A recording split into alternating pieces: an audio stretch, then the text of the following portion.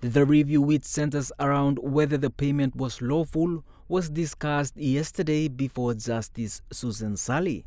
Sir Chris's lawyer Eliza Wembley argued that the Treasury Minister Ian Ling-Stuckey had no legal authority to transfer funds from the Gulf and Central Provincial governments to Enga, as no law authorized such move under the Appropriation Act. That was what happened this afternoon.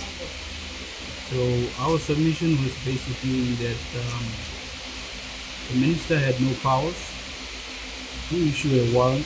Firstly, there were certain provisions of the Public Finance Management Act and the Constitution, and the minister authorized monies which were not appropriated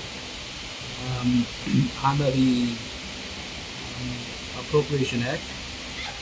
So the 60 million which was subject of the warrant, 30 million was appropriated under the Appropriation Act to my client.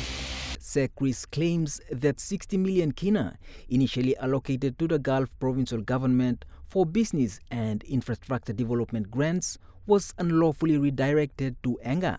He seeks a court order to quash the payment and restore the funds to the Gulf government. The case involves other dependents, including Ling-Stuckey, Treasury Department officials, the Enga Provincial Government, and the state. Wembley further submitted that the Treasurer's decision was unconstitutional. To Enga Provincial Government, which was not part of the appropriation, and that's why the minister acted in breach of the Public Finance Management Act. The minister acted contrary to Section 29, subsection 1, which says that the minister must exercise its powers to transfer monies out of the Consolidated Revenue Fund, which is appropriated by a law. And the relevant law is the Appropriation Act.